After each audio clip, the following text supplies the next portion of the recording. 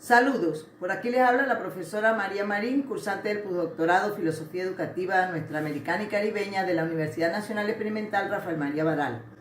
En esta oportunidad para socializar mi trabajo titulado Realidad Pedagógica e Investigativa en su condicionamiento histórico-cultural venezolana, una visión desde el pensamiento decolonial, dividido en 4 momentos. El primer momento, nacimiento de una idea,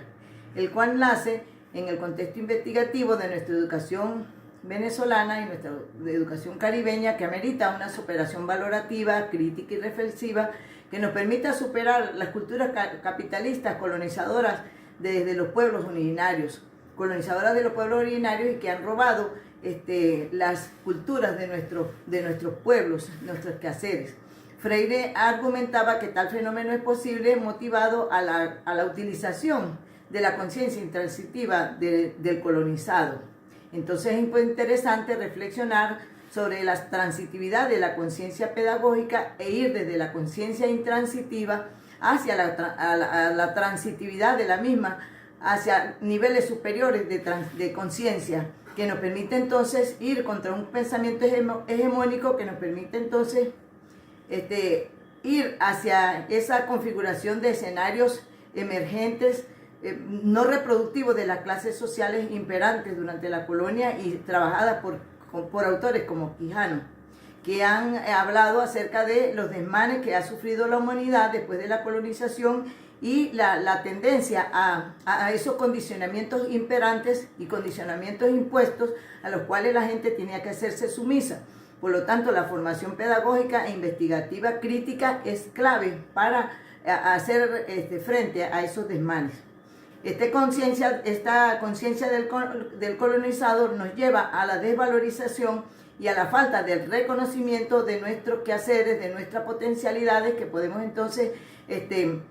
trabajar para hacer individuos críticos y humanizadores, críticos, reflexivos y humanizadores, proponiendo nuestro autoconocimiento, nuestros saberes, nuestra cultura, hacer valer nuestra cultura. De allí que es importante generar entonces este trabajo con la finalidad de resolver la siguiente interrogante: ¿cómo comprender e interpretar la realidad pedagógica e investigativa en su condicionamiento histórico-cultural venezolana, una visión desde el pensamiento decolonial, del cual entonces pues surge un propósito general que es comprender e interpretar esta realidad pedagógica? De allí surgen varios propósitos específicos, como son comprender la conciencia intransitiva, comprender la conciencia intransitiva ingenua, interpretar la conciencia transitiva crítica, interpretar la realidad pedagógica y generar algunos aportes emergentes que permitan entonces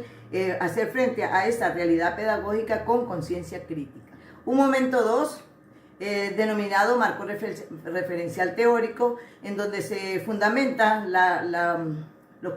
conceptos relacionados con el pensamiento decolonial contrahegemónico. Allí trabajamos los aportes de Paulo Freire, donde hablamos de que si deseamos cambiar de este tipo de conciencia, debemos ir hacia esa superación valorativa, a esa superación del pensamiento ingenuo, hacia la criticidad de nuestros contextos y nuestros saberes, hacer valer lo que tenemos. Implica el fortalecimiento de ese talento protagónico, ¿verdad?, que permite entonces visibilizar a todas aquellas propuestas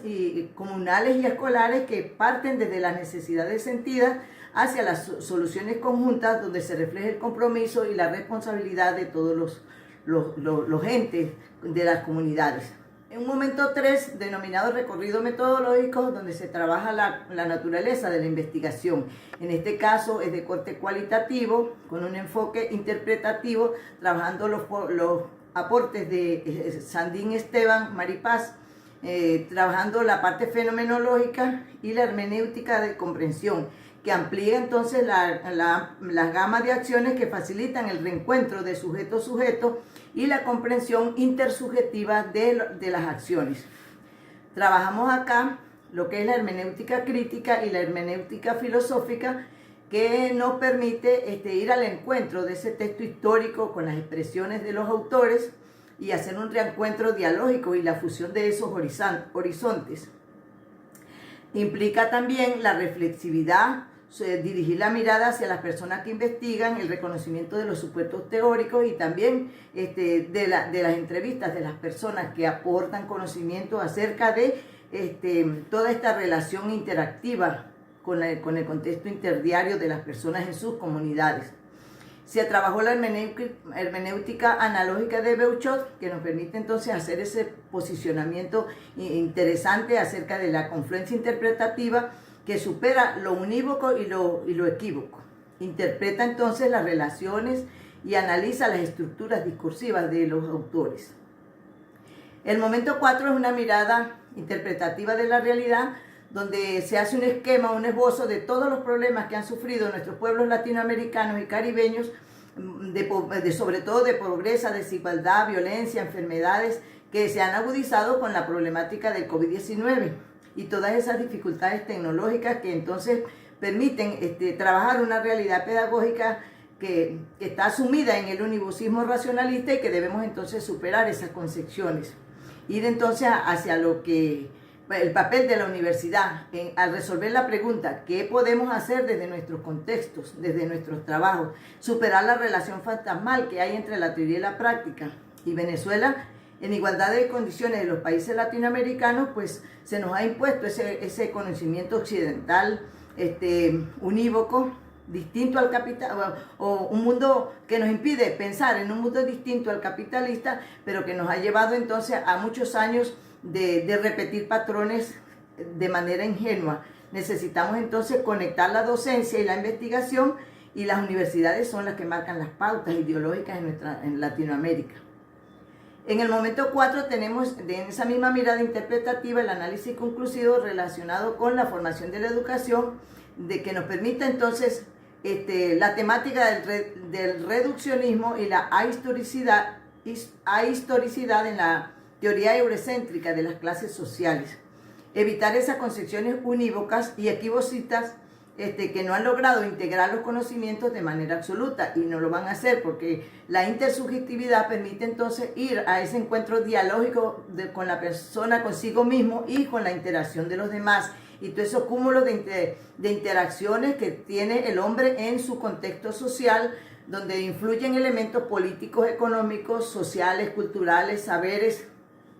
que están en nuestras comunidades y que no se han explotado o que no se han visibilizado. Entonces tenemos la necesidad de utilización de fundamentos epistemológicos y filosóficos, de valorización e interpretación de ese mundo multiétnico, multipolar, a través de la multidisciplinariedad y transdisciplinariedad, con un pensamiento más allá,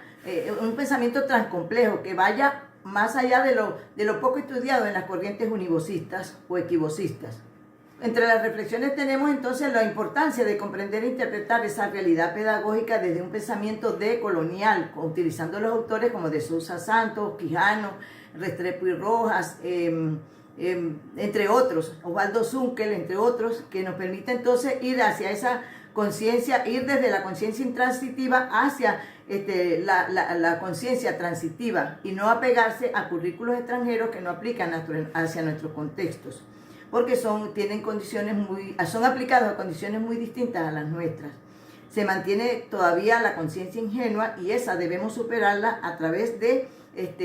orientaciones decoloniales que permitan entonces pensamientos desde nuestro sur. Mientras no seamos conscientes de este contexto, estaremos siempre entonces trabajando bajo las premisas construidas de otros contextos,